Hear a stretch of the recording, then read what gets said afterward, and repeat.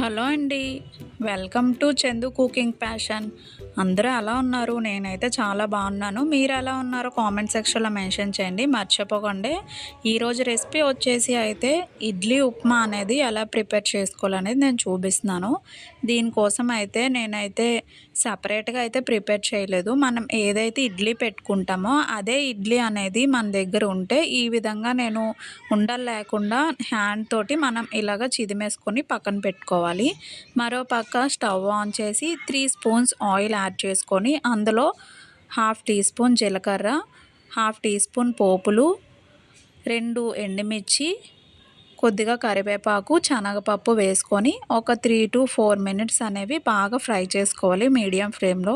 బాగా ఫ్రై అయిన తర్వాత ఒక ఆనియన్ అనేది నేను చూపిస్తున్న విధంగా కట్ చేసుకొని ఇందులో యాడ్ చేసుకోవాలండి.